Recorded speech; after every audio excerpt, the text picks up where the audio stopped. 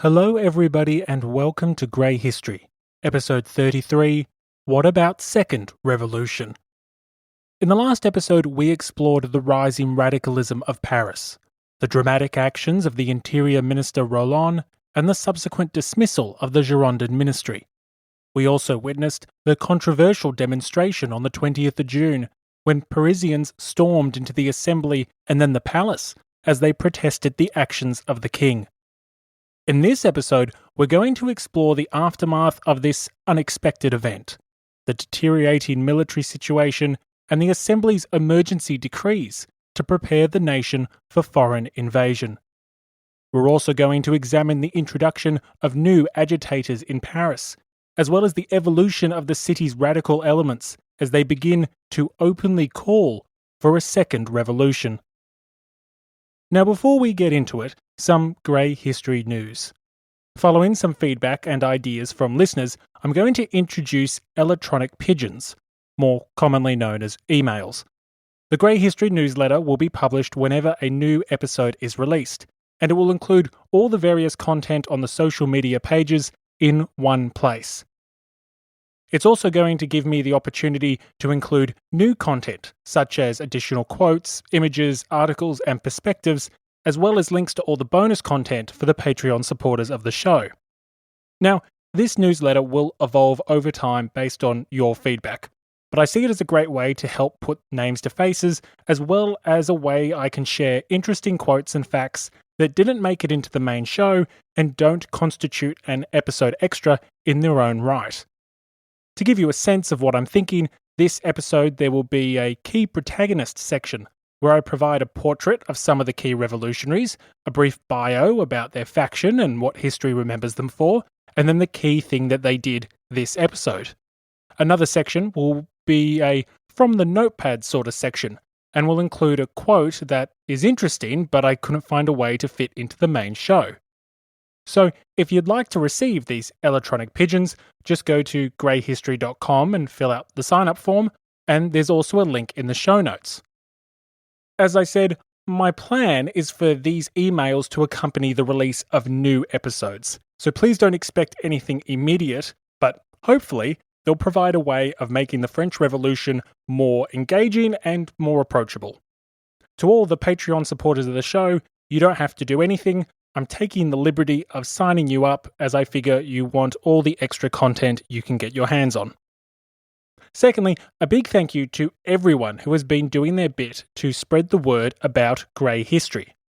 Since we last spoke, Grey History has officially passed the 100,000 download mark, and it wouldn't be possible without your advocacy.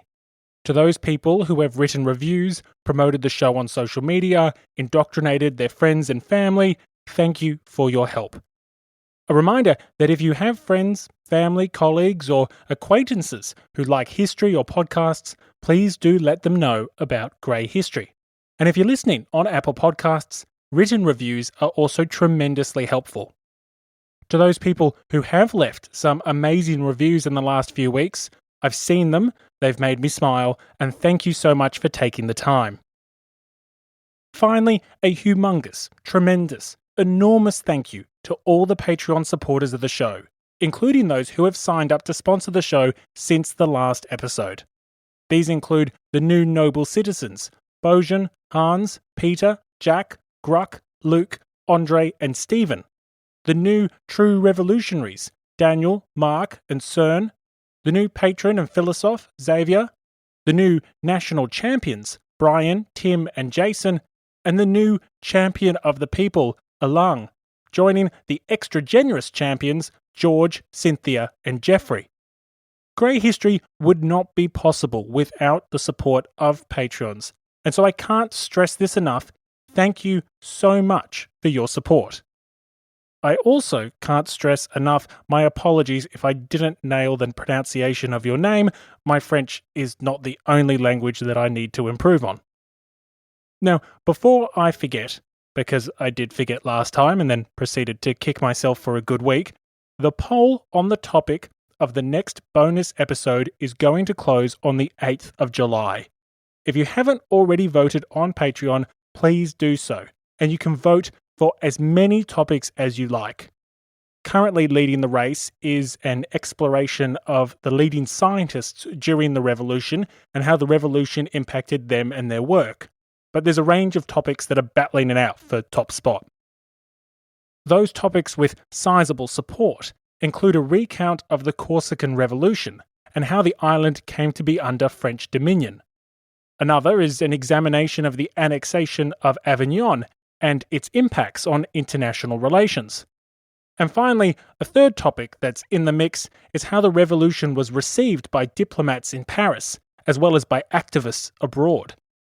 These are just some of the topics being voted on, so please vote for as many as you like and vote by July the 8th. While you're there, you can check out the video update for the show, where I dive into some of my tentative plans for the podcast over the next 12 months, as well as go behind the scenes for this episode. Also, there will be 2 episode extras for this episode, so check them out as well. As a reminder, if you're enjoying Grey History, if you would like to listen to more Grey History, including a range of bonus content, you can become a Patreon for as little as $1 per future episode when they're released.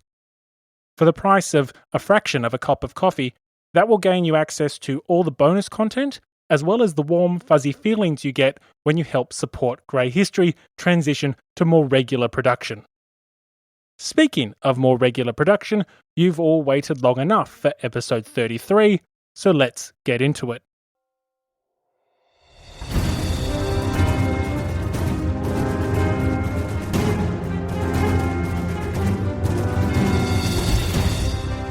Welcome to Grey History. Episode 33, What About Second Revolution?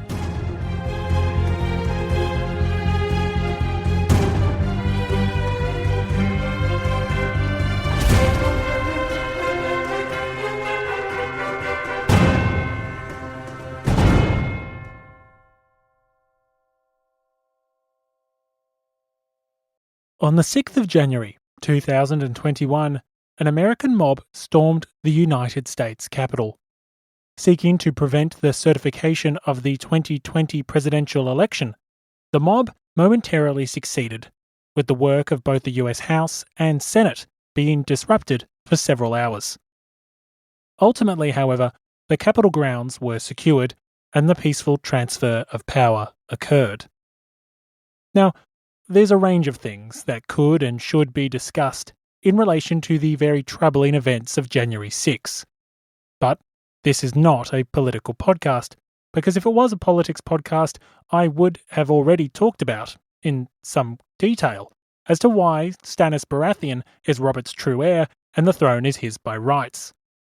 No, I don't want to talk about politics, at least not today, but what I do want to talk about is instead public opinion, particularly how divided public opinion was almost immediately after the events of the 6th. On the 17th of January, less than 2 weeks after the event, NBC News released a poll which showed how various groups of voters viewed the events of the 6th. Democrats, unsurprisingly, overwhelmingly held Donald Trump responsible, with 91% of Democratic-leaning respondents saying the president was either solely or mainly responsible for the riot.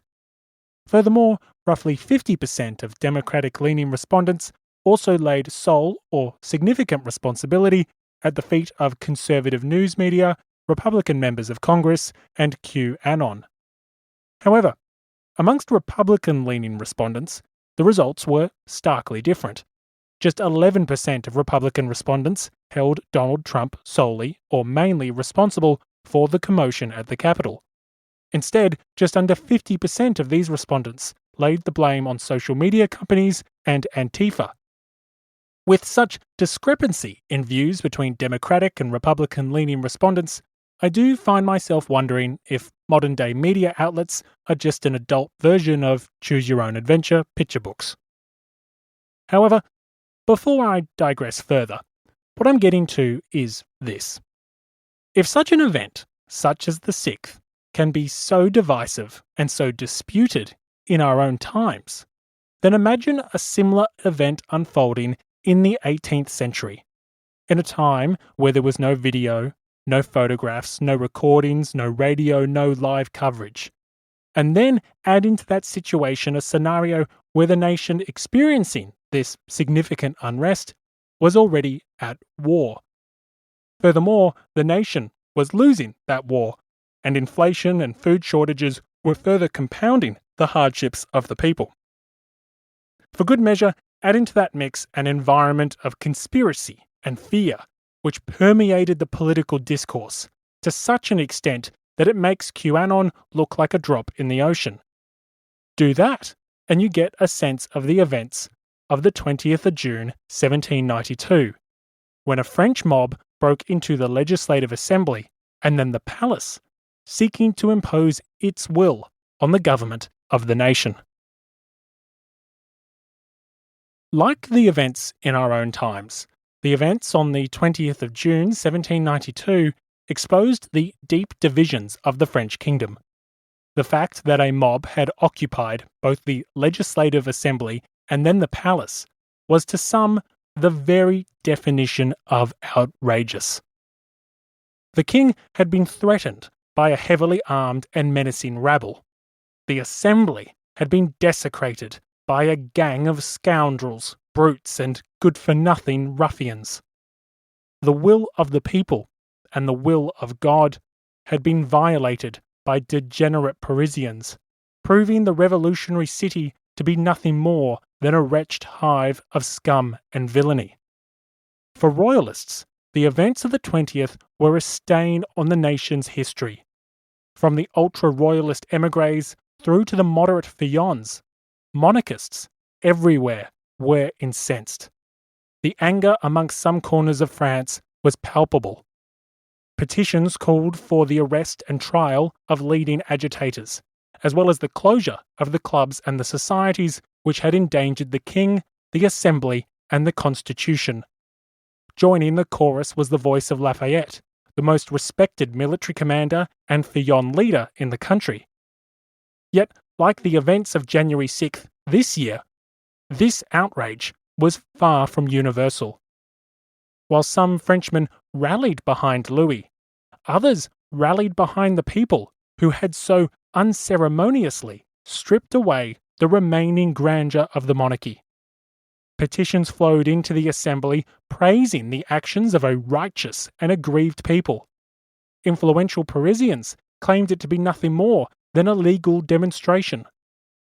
The popular press, the revolutionary societies, and the more radical Parisian sections argued in unison that the events of the 20th were not the definition of lawlessness nor anarchy, as the royalists claimed, but instead were the very definition of a legitimate expression of the people's will.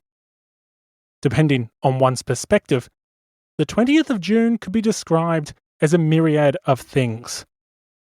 But, with the benefit of hindsight, the 20th of June can also be depicted as one thing. It can be depicted as a dress rehearsal for what was about to come. While contemporaries debated how to interpret the events of the 20th, historians have a much clearer understanding of its importance. The controversial demonstration revealed for all to see the fragility and indeed helplessness of not only the monarchy, but the Legislative Assembly. Both the nation's executive, the king, and the nation's legislature, the assembly, were impotent in the face of organised actions from the radical sections and clubs of Paris. In fact, the institutions of the Constitution were so inept at defending the Constitution that the events made it plain for all to see that the current system was untenable, unsustainable, and terminal. In this environment, the deep and hostile divisions which already gripped the assembly between the Feuillants and the Girondins and the Montagnards were merely reinforced. So too was the division which separated these factions from the court. Historian Heinrich von Siebel captures the situation well. After the 20th of June, all parties remained in arms. They had gone too far to believe in any peaceful measures on the part of their opponents.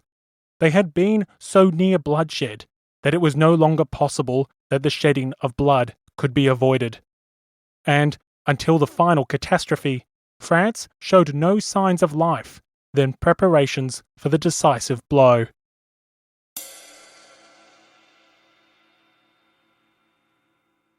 Historian Heinrich von Siebel claims that the competing factions of the revolution remained in arms, that the nation was too far down the road of disorder to believe in the efficacy of peaceful measures.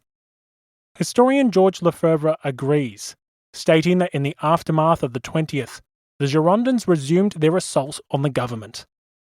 The Girondins were, after all, still outraged by the dismissal of the Interior Minister Roland and other Girondin ministers, and the conditions which had helped to ignite the 20th of June remained firmly in place.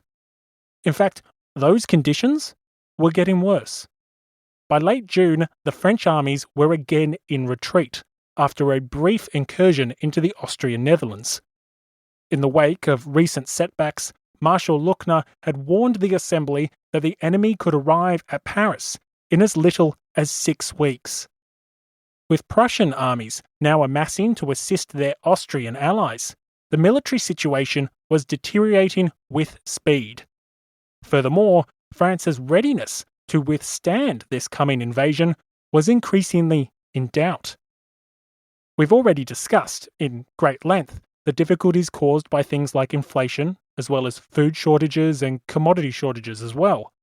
But the unrest relating to the Assembly's controversial policies, notably its religious policies, was now starting to boil over. As the invasion loomed, reactionary nobles and non-juring priests started to channel local resentment and outrage into small but worrisome insurrections against the central authorities. From Paris, it was hard to distinguish between rumour and fact, and fears of civil war and counter-revolutionary insurgencies became more prevalent by the day. It was in this environment that the factions of the revolution engaged in their struggle as the dust settled on the events of the 20th. With Lafayette having failed to convince the Assembly to take action against the instigators of the demonstration, the initiative briefly passed back to the Girondins. In the halls of the Assembly, Brissot, Vergniaud, and other Girondins repeated their accusations that the king, the court, and the newly installed Fillon ministry were conducting treasonous activities. These accusations were echoed in the clubs, the sections, and the press, and the temperature in Paris rose steadily. And just as a reminder, this was after the Interior Minister Roland managed to get himself fired because he voiced his belief that the nation was already on the precipice of uncontrollable civil unrest. As the Girondins resumed their attack on the court, Brissot in particular savaged the monarchy in a speech to the Assembly on the 9th of July. The de facto leader of the Girondins implored the Assembly to declare a state of emergency and accused the court of conspiring with the enemies of the nation. Our peril exceeds all that past ages have witnessed. The country is in danger, not because we are in want of troops, not because those troops want courage, or that our frontiers are badly fortified and our resources scanty. No, it is in danger because its force is paralysed. And who has paralysed it? A man. One man. The man whom the Constitution has made its chief, and whom perfidious advisers have made its foe. You are told to fear the kings of Hungary and Prussia. I say the chief force of these kings is at the court, and it is there that we must first conquer them. They tell you to strike the dissentient priests throughout the kingdom. I tell you to strike at the Tuileries, that is, to fell all the priests with a single blow. You are told to prosecute all factions and intriguing conspirators. They will all disappear if you once knock loud enough at the door of the cabinet of the Tuileries. For that cabinet is the point to which all these threads tend, where every scheme is plotted, and whence every impulse proceeds. The nation is the plaything of this cabinet. This is the secret of our position. This is the source of the evil, and here the remedy must be applied.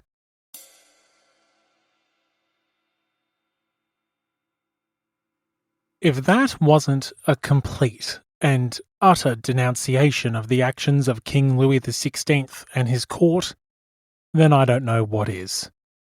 Brosseau literally states that the nation is paralysed because of the actions of the king.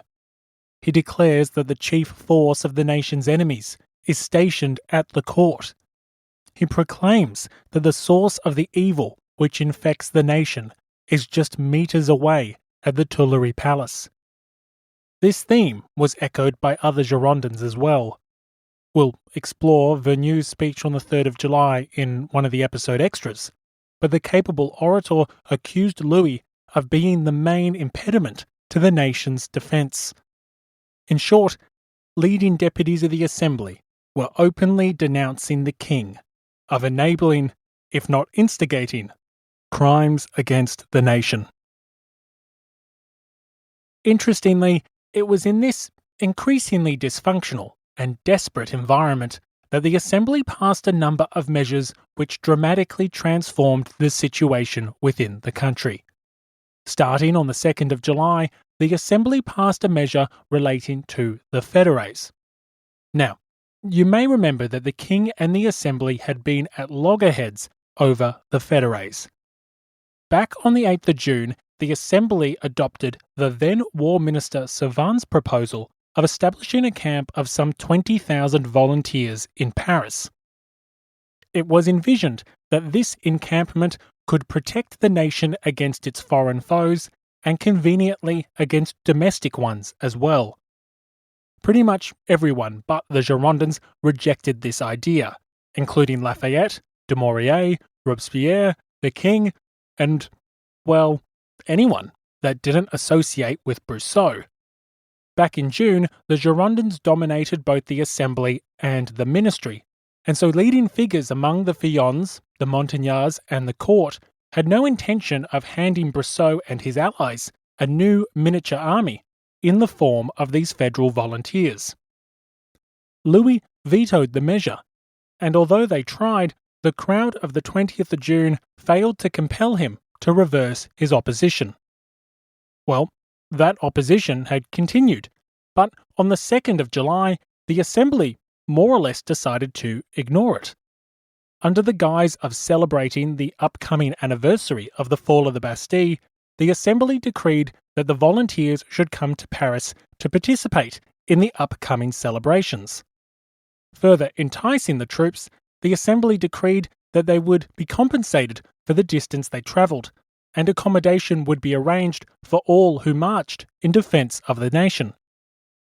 Now, some communes had already begun to send volunteers to the capital, despite the king's veto, and so this really formalised and legitimised a process that had already partially commenced. Yet, the fact that some volunteers had already begun to march to the capital does not take away from the fact that the Assembly was essentially reiterating its controversial decree of June, despite the king's long-known hostility. Building on that theme, this decree, which encouraged the fédérés to come to Paris, was just the opening act of an assembly behaving in an increasingly independent manner. Reflecting the fact that foreign armies were at the metaphorical gates, and internal enemies seemed to be unlocking those gates, on the 5th and then on the 11th of July, the Assembly passed a series of decrees which, when taken together, amount to the general mobilisation of the nation.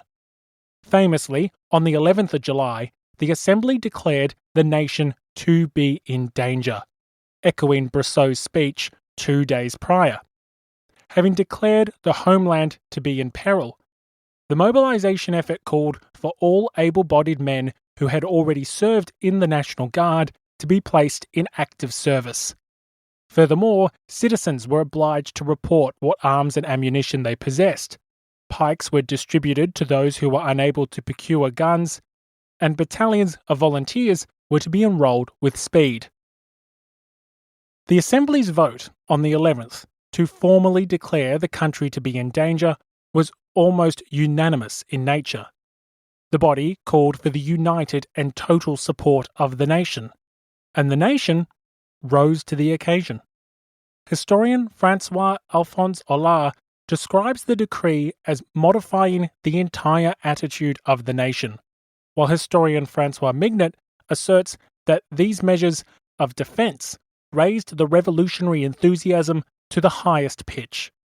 Historian Peter McPhee supports these assertions with his recent work, noting that in the east of France, aka in the area most prone to foreign invasion, volunteers not only answered this call to arms, but in fact amassed in numbers far greater than what was expected.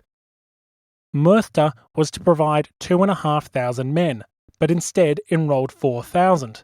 The town of Saint-Dié, which had only a population of about 5,000, was asked for 80 volunteers and instead provided more than double that number. As news spread that the nation was on the precipice of destruction, these patriotic scenes were repeated across the country. One contemporary wrote, "It's like a frenzy. The patriotic zeal is overwhelming, the likes of which have never been seen since the world began." In short, the Assembly declared the nation to be in danger, and the nation prepared to fight. The emergency decrees of July had several important ramifications, and we're going to dive into 4 of them. Firstly, as already discussed, these measures effectively placed the nation on a relatively united and enthusiastic war footing.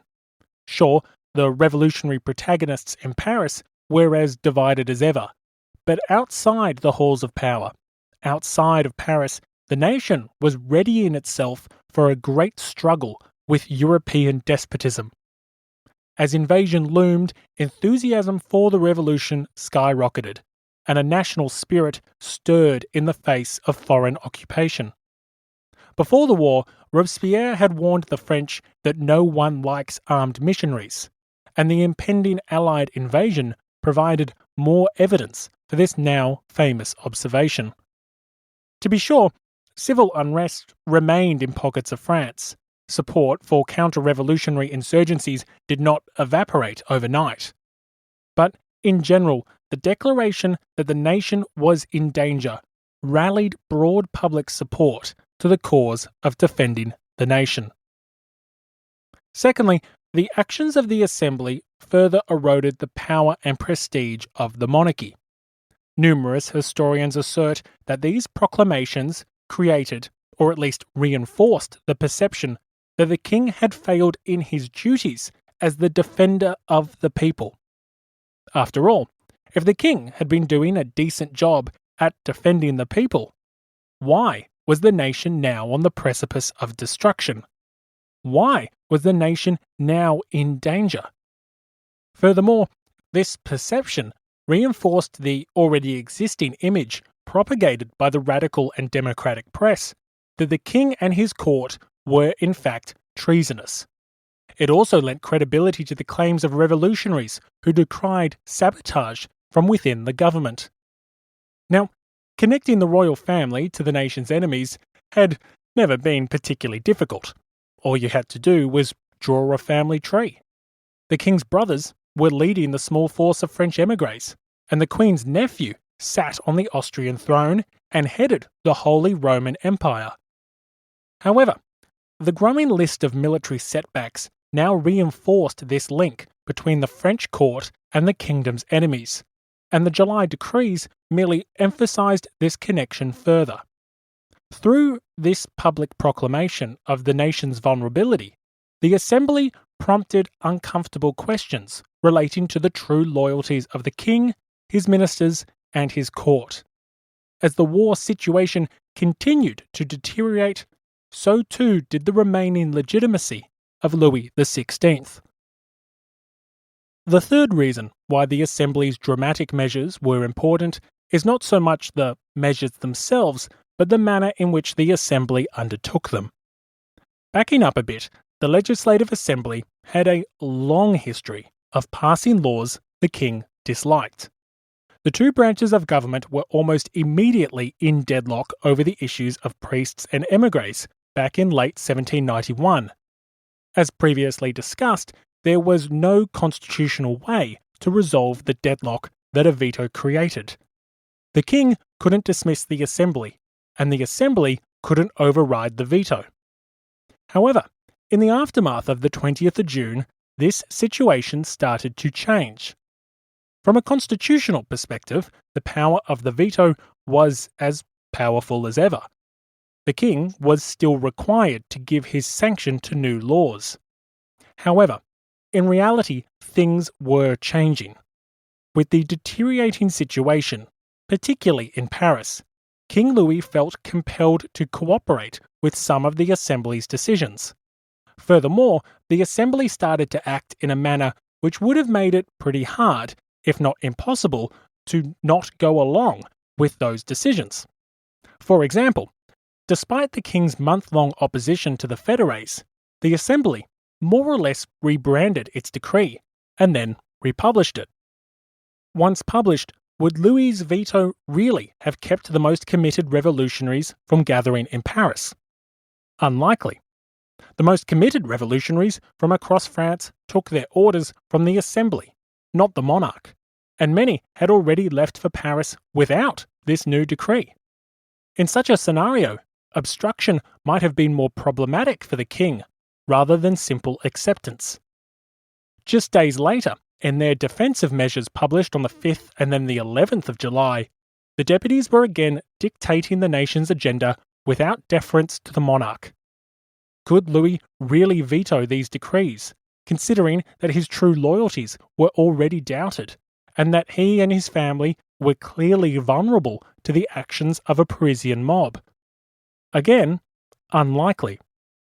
What we're witnessing here is a vulnerable king increasingly acting without his own independent agency. But more importantly, we're also witnessing a confident Assembly increasingly comfortable acting with its own independent agency. Sure, it's responding to an existential crisis. Sure, it had no time to waste. Sure, it debatably had no choice but to take command as the hordes of despotism and tyranny threatened to overrun the kingdom. But it is also the case that the Assembly, through its increasingly unilateral actions, was behaving, thinking, governing in a manner not too dissimilar to a Republican legislature. I mean, just take a moment to list its actions. The deputies were mobilizing the nation, decreeing the homeland to be in danger, drafting volunteers, distributing weapons, ordering troop movements. Furthermore, they weren't even attempting to govern alongside the king or his ministers. In fact, they were in many ways governing against the executive branch of government. For example, in mid-July, the Assembly passed a decree reinstating the Parisian mayor Jérôme Pétion to his post. The mayor had been suspended by the directory of the department after his failure to prevent the demonstration on the 20th of June. That suspension had been endorsed by the king, an appropriate punishment for the man whose inaction had endangered the lives of the royal family. Yet, just days after his suspension, the Assembly decreed his reinstatement, prompting the department officials to resign in protest and forcing the king into a humiliating backdown when he accepted the decision. That acceptance probably had something to do with the large number of Parisians shouting "Pétion or death" in the days prior. In short, the Assembly was governing almost unilaterally in a time of crisis. So much so that historian David Andres describes its actions as de facto abandonment of constitutionality. These actions, this governing without any semblance of involvement from the king and his ministry, clearly demonstrated that one didn't need the defender of the people to defend the people. The barriers to a republic were weakening by the day. As historian Francois-Alphonse Hollart notes, this anti-republican assembly disregarded the royal power, and on occasion governed by itself, as though a republic already existed.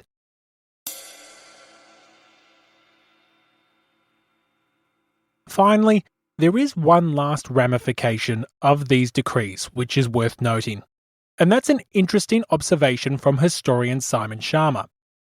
Schama asserts that by declaring the nation to be in danger, the Legislative Assembly essentially unsheathed a double-edged sword. On one side, it empowered the Assembly to rally the nation. The decrees provided not only the defensive measures, but also the defensive mindset required to enact a stern resistance to the coming invasion. However, Schama proposes, I think quite reasonably, that the decrees also empowered the Assembly's enemies, not just the Assembly itself. And when I say the Assembly's enemies, I do not mean the Prussians or the Austrians or the émigrés or the non-juring priests or even the court. I am instead talking about the threat to the Assembly from its left. The leaders of Paris's radical sections and revolutionary societies. The sans-culottes and those who led them and who organised the demonstration of the 20th of June. Those individuals who had, without even trying, come so close to toppling the Constitution and its defenders. Schama asserts that by declaring the nation to be in danger, that by warning of impending catastrophe, the Assembly provided legitimacy for another insurrection. After all, it had been claimed that foreign hordes would devastate the fatherland, that fire and murder would be unleashed until the nation was in chains. If the nation was truly on the precipice of such destruction, and this defeat was enabled by hidden conspirators in the court, then surely extrajudicial action became justified. Surely insurrection became justified. An insurrection to remove these traitors from the government, to empower the nation's defence, to enable the kingdom to avoid this terrible catastrophe. From the perspective of revolutionary agitators, surely this was a situation where the ends justified the means. As a result, historian Simon Schama asserts that the emergency decrees empowered the Assembly against one enemy while weakening it against another. Although fortifying the Constitution of 1791 against foes outside the capital, the decrees left it vulnerable to those within the city, which would see its demise. Radical agitators now had the justification they needed for radical action. I'm sure the likelihood of further insurrection was not lost on the British Embassy. A dispatch to London in early July left nothing to be interpreted. We are on the eve of a great crisis.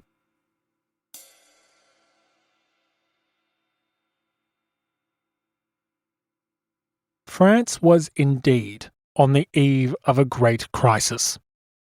But for a brief moment, the nation was provided an opportunity to distract itself from the dangers it faced.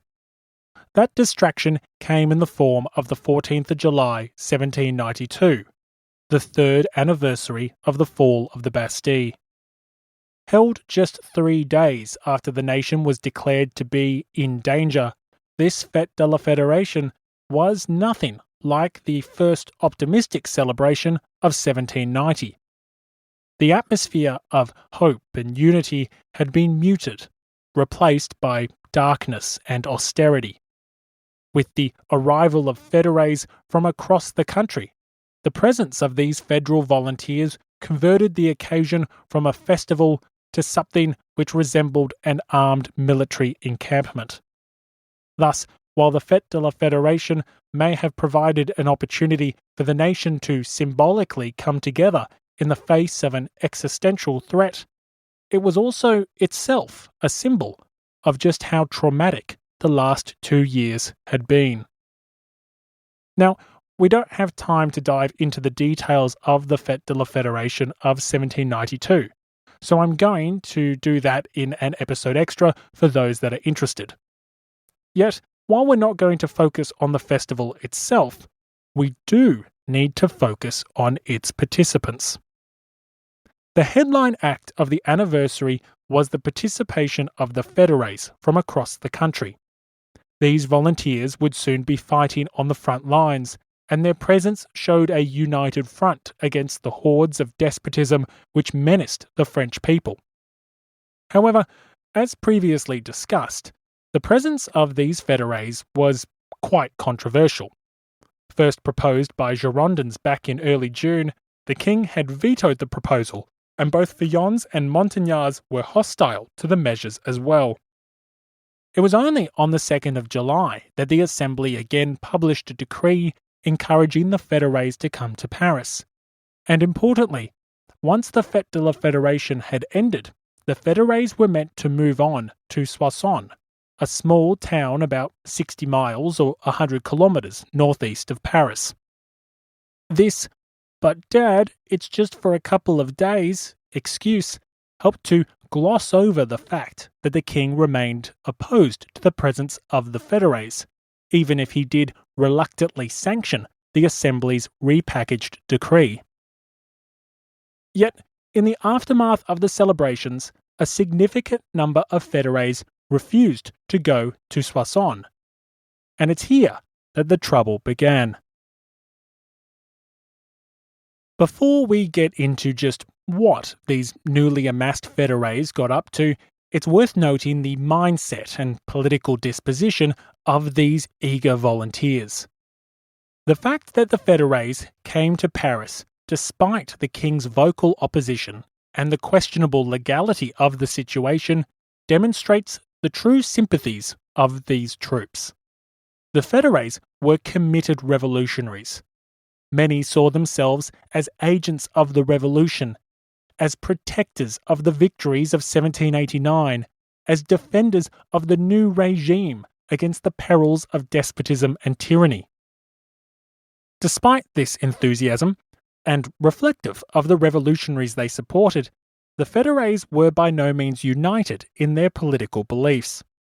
In order to protect the nation, some favoured direct action against Louis XVI, either by supporting the overthrow of the monarchy or merely his abdication in favour of the young and impressionable heir. Others were less keen to dispose of the king, and instead focused their efforts on the broader court, as well as the new ministry, which they distrusted and despised. Yet, despite these differences in beliefs, the key points remain the same. The fédérés had come to Paris against the king's will, and they had come to defend the revolution, a revolution which the Assembly had just decreed to be on the precipice of destruction. Having been told in no uncertain terms that the country faced the gravest of dangers, these volunteers had gathered in Paris to fight back. And since the press and the clubs and the sections and even some revolutionaries proclaimed the counter-revolution to be orchestrated from the Tuileries Palace, that is where the attention of these fédérés came to be. Instead of focusing on the dangers originating from the eastern frontier, from the gathering armies of Prussia and Austria, the fédérés became focused on their enemies within Paris. The enemies that were supposedly crippling the war effort, that were fueling national unrest, driving inflation, hoarding grain, protecting seditious priests and traitorous émigrés. As the nation prepared for the horrors of foreign invasion, the fédérés became focused on those deemed to be assisting, if not orchestrating, that invasion. That is to say, they became focused on the king, the queen, the court, and the ministry. Far more radical than the deputies of the assembly, these devoted revolutionaries intended to do their duty. Before they marched to the front lines, they intended to eliminate this cancer from the heart of revolutionary France. Refusing to relocate to the town of Soissons, the agitation of the fédérés was almost immediate. On the 17th of July, just 3 days after the Fête de la Fédération, and less than a week after the emergency proclamation, a deputation of fédérés arrived at the Legislative Assembly. The deputation had 3 clear demands. Firstly, impeach Lafayette. Secondly, impeach the ministry. Finally, suspend the king. Speaking to the deputies, the deputation of volunteers proclaimed, "We do not refuse to obey a king, but we perceive a great difference between a king and a court of conspirators, whose punishment and expulsion is demanded by the Constitution itself, and by all the laws, human and divine. Fathers of the country, suspend, provisionally, the executive power in the person of the king. The welfare of the state requires and demands this measure." The Assembly, understandably, did none of these things. But this was just the first of many actions of the fédérés. 3 days later, on the 20th of July, the fédérés announced the creation of a new central committee. Determined to remain in Paris until the issues surrounding the monarchy had been resolved, this central committee proclaimed on the 20th an address to the French citizens of the 83 departments. This committee declared that the fédérés intended to protect the capital against a treacherous court. "It is in Paris that we must conquer or die, and we have sworn to remain here. This is our post. This is the place of our triumph, or it shall be that of our tomb." Thus, by the 20th of July, the new volunteers which had amassed in Paris, some 3,000 strong, had made their intentions clear. They would not depart the capital, at least not until it was purged of the counter-revolutionaries which were crippling the nation. With the king and his ministers suspected of treason, in reality what the fédérés were saying was that they intended to purge the highest posts of the government and the court. As a fédéré deputation had told the Assembly, "We want to triumph or die for liberty, but we do not wish to fight under courtesans and the accomplices of tyrants. We are told to fight Austria, but Austria is in our camps and in the King's council, and Austria is at the head of our armies. It is not enough that the French nation is debased to making war on traitors. She is still led and betrayed by them."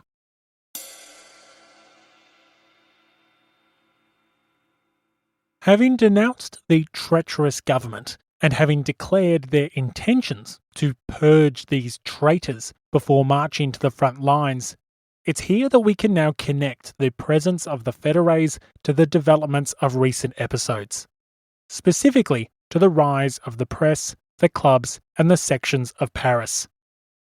When the fédérés began to arrive in Paris, these enthusiastic supporters of the revolution were welcomed by many members of the city's most extreme revolutionary clubs and societies.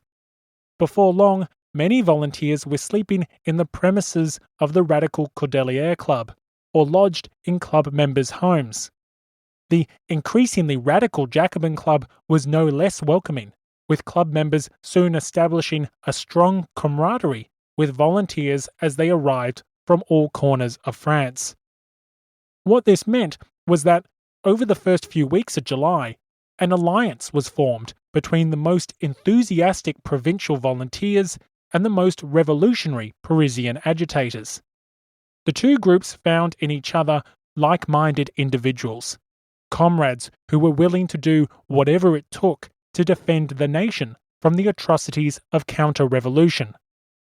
As time passed, the friendship established between the city's clubs, the city's sections, and the newly arrived fédérés only deepened. Georges Danton, an influential leader of the Cordelier Club, was a vocal supporter of the fédérés remaining in Paris after the Fête de la Fédération had ended.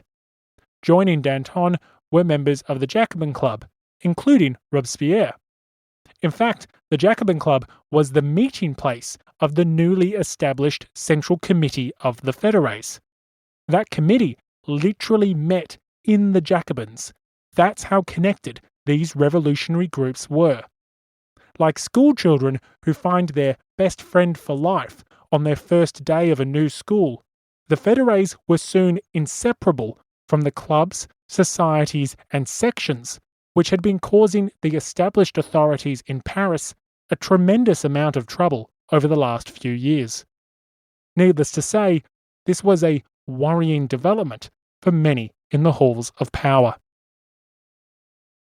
Before continuing, I can't help but note the great irony of this development. Originally, back in June 1792, Robespierre and other Montagnard associates rejected the Girondin proposal to establish a camp of federal volunteers. You may remember that leaders of the radical clubs and sections feared that these troops would be loyal to the Assembly and could potentially be used to suppress the troublesome sections, clubs, and press. So, it's not without significant irony that when the fédérés finally arrived, these troops were far more radical than the Assembly itself, and thus not inclined to blindly do its bidding. Now, perhaps this is not that surprising when you consider the fact that these men had just volunteered to fight against the formidable armies of Prussia and Austria on behalf of the revolution. Nevertheless, the point remains. Instead of submitting to the Assembly, these new protagonists would instead form an alliance with the very groups which were challenging the Assembly for power. With the fédérés now joining the coalition of radical agitators in Paris, by late July the city appeared to be on the verge of another insurrection. The radical press denounced Louis the False and demanded the Assembly dethrone this two-faced coward, a man described as a domestic and constitutional enemy. Worryingly for the Assembly, the revolutionary press was only growing louder in its calls for drastic action, including a fundamental rewriting of the Constitution. For some time, the most zealous revolutionaries had taken the view that the Constitution was a hindrance to the national defence, because the document preserved a treasonous king. That protection crippled the nation's ability to defend itself, rendering the Assembly impotent and the people vulnerable. As the left-wing deputy François Chabot summarised to the Jacobins on the 28th of June, "In this national crisis, the National Assembly, garroted by the Constitution, cannot save you, because the king wants your loss." Throughout July, this idea that the Constitution needed to be significantly revised only gained traction.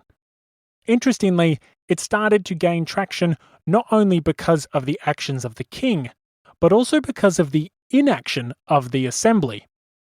Why was this the case?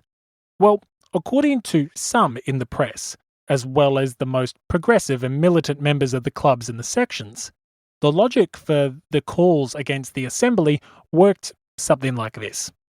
The king was clearly betraying the nation and needed to be removed.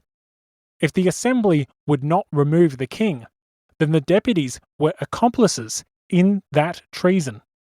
Thus, the Assembly should be removed as well. Using this reasoning, calls started to increase for the people of Paris to not only take action against the monarchy, but also the Legislative Assembly. One publication from the 20th of July reads, "Yes, our first representatives have poisoned the sap of the constitutional tree.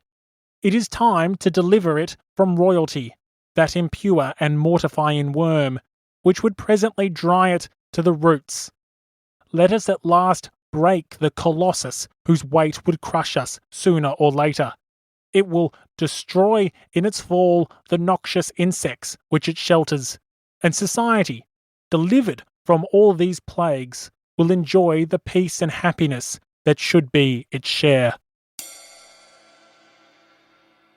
Throughout July, the idea of purging the Legislative Assembly started to gain real credibility amongst the most radical cohorts of Paris. By the middle of the month, the influential Jacobin Maximilien Robespierre lent his support to the idea, an idea which was rapidly gaining in popularity amongst the Cordeliers and Jacobin clubs.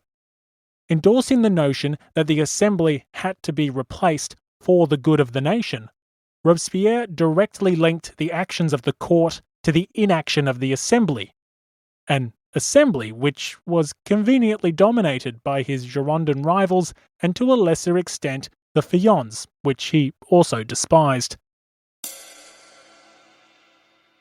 Has the head of the executive power been faithful to the nation? Then he must be maintained. Has he betrayed it? Then he must be dismissed. The National Assembly is unwilling to pronounce this dismissal, and if the king is deemed to be guilty, then the Assembly itself is complicit in his offences. Having condemned the Assembly as being complicit in the crimes of the court, a growing cohort of voices on the revolutionary left lobbied for the Assembly's dismemberment. By July, leading figures within the Jacobin Club were proposing the formation of a new constituent assembly, one which would rewrite the constitution, halt the crimes of the court, determine the fate of the monarch, and critically fight back against the revolution's enemies, both foreign and domestic.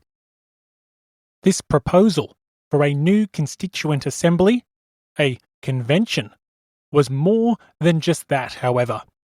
It was, in effect, a proposal for a second revolution. Furthermore, to some radical revolutionaries, this proposal was the perfect Trojan horse for a long-standing dream, the First French Republic. Although many had been reluctant to publicly back a republic since the traumatic experience of the Tricolour Terror a year prior, calls for a new constituent assembly were an opportunity to do just that. It was a way to lobby for a replacement to the monarchy without using the cursed R word. Now, to be clear, even amongst the Parisian left, it was far from universally agreed that this constituent assembly would be the midwife of a new republic. By the end of July, momentum for a republic was building, but the shift in favour of a republic was hardly instantaneous nor universal. We'll dive deeper into the positions of the leading factions and revolutionaries next episode, but I do want to make the point that while some saw this proposal for a constituent assembly as a means to install a republic, others were less sure, or at least took time in coming round to a pro-republic position. Nonetheless, what matters is as follows.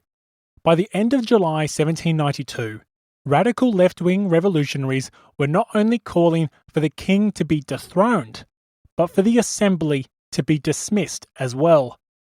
In order to defend the principles of 1789, the revolutionary left was seeking to overturn the Constitution of 1791.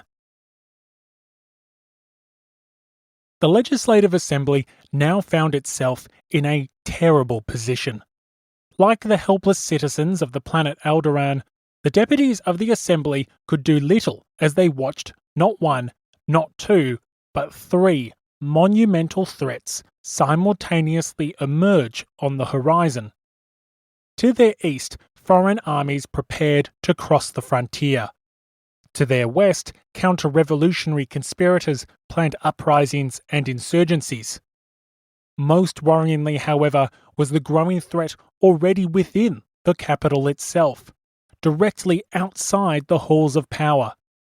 Revolutionary agitators had come so close to unintentionally toppling the government on the 20th of June, an event which was unplanned and unsupported by many leading figures on the revolutionary left.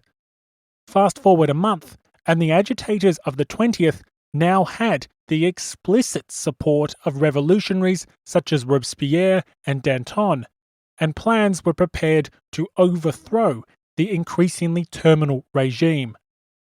With the fédérés now mixing with the clubs, societies and sections of Paris, the revolutionary left had acquired thousands of enthusiastic volunteers in their efforts to save the revolution's gains by eliminating the revolution's enemies. With the radical left reaching consensus on the need for a second revolution, the existing regime was facing its greatest crisis to date. Recognising this threat, the Assembly saw little choice but to make concessions to the city's sections, presumably to buy time and avert the insurrection which increasingly looked imminent. Critically, on the 25th of July, the Assembly granted the sections permission to sit in permanent session. Then, on the 27th of July, the influence of the sections increased once more, with the formal establishment of a correspondence office in the Hôtel de Ville. The formation of this correspondence office was critical because it created a shadow municipal government, housed just down the hall from the actual municipal government. The way this office worked was that the city's various sections would send representatives, and the representatives would coordinate, plan, and action the city's defensive measures. Given the recent establishment of this office, as well as its clear mandate, many interpreted this correspondence office to supersede or outrank the actual municipal government. Furthermore, because this correspondence office was made up of representatives of the sections, it meant this committee had deep connections with the National Guard, the fédérés, the clubs, the press, and the city's sans-culottes. Thus, the new committee wielded tremendous power within the city of Paris, far more power than the actual municipal authority. Now cloaked in the legitimacy of being housed in the Hôtel de Ville, that is to say, in the town hall itself, the representatives of each section were able to coordinate their response to the nation's crisis through this centralised correspondence office. A response which would include the dethronement of the king and the establishment of a new constituent assembly. As July came to an end, the city's sections were becoming the masters of Paris. As a result, they were also becoming the masters of the nation. As an aside, it should be noted that as the power and authority of the radical sections rose, so too did the influence of Parisian sans-culottes. The radical sections of Paris had a long-established link with the city's artisans and workers, and the rising power of these sections, combined with the desperateness of the military situation, to provide an opportunity to secure long-desired political reforms. On the 25th of July, the section of the Louvre announced the necessity of bestowing the rights of active citizens to all citizens. That is to say, to remove the distinction between active and passive citizens. Days later, the Theatre Français section followed suit, establishing universal suffrage within the section. That decree was signed by the section's president, Georges Danton. Other sections began to follow suit, and along with cries for a new assembly and the king's removal, calls for universal suffrage became a common demand of the city's sections and their supporters. With the sections, now in a sense legislating significant changes to the social and political fabric of the new regime, their actions essentially compelled the assembly to follow suit. Continuing to issue previously unthinkable decrees in the name of the national defence, on the 1st of August, the Assembly authorised pikes to be distributed to all citizens, provided that they were not disreputable individuals. Having now armed passive citizens, the Assembly issued another decree on the 3rd of August, stating that any man who fought for France would be granted the rights of active citizenship. This declaration was significant because a large number of passive citizens would naturally participate in the coming struggle. After all, the nation was in danger. Able-bodied men were required to push back the armies of Prussia and Austria, with the Assembly granting the right to vote to any who participated in the War of Liberty. For all intents and purposes, the distinction between active and passive citizens was rapidly becoming a thing of the past. The Assembly was paving the way for universal male suffrage. So, by the end of July 1792, the situation looked like this. Several thousand fédérés had established themselves in Paris. Committed enthusiasts of the revolution, these volunteers had formed close links with the city's radical clubs, societies, and sections. These agitators had nearly toppled the regime back on the 20th of June, and they had done so unintentionally. A month later, they now intentionally planned the regime's demise, coordinating their efforts through the correspondence office of the sections and the central committee of the fédérés. To these revolutionaries, drastic times called for drastic measures, and the fact that the nation had been declared to be in danger proved the necessity of action, along with the treason of the court. In order to save the nation, members of the radical press, clubs, sections, and fédérés increasingly supported the establishment of a new constituent assembly, the dethronement of the king, and the adoption of universal male suffrage. In short, they were calling and preparing for a second revolution. With the capital falling under the control of the city's radical elements, Paris was on the verge of another insurrection. It was not a matter of if, but when. Thank you for listening to episode 33, What About Second Revolution? There are 2 episode extras for this episode. The first examines the importance of Verneux's famous speech on the 3rd of July, in which he holds the king publicly accountable for the actions of France's enemies. The second is an exploration of the Fête de la Fédération of 1792, including its rather humorous tree of feudalism. In the next episode, we'll be discussing the controversial actions of the Duke of Brunswick, the political manoeuvrings of the revolutionary factions, and most importantly, the fall of the monarchy. Yes, that's right, we're finally here, I said it, the fall of the monarchy. A huge thank you to all the Patreon supporters of the show, as well as those people who have been spreading the word about Grey History. To support the show, and to access a range of bonus content, including episode extras and standalone bonus episodes, please do consider sponsoring the show via Patreon. In fact, before you forget, just do it right now.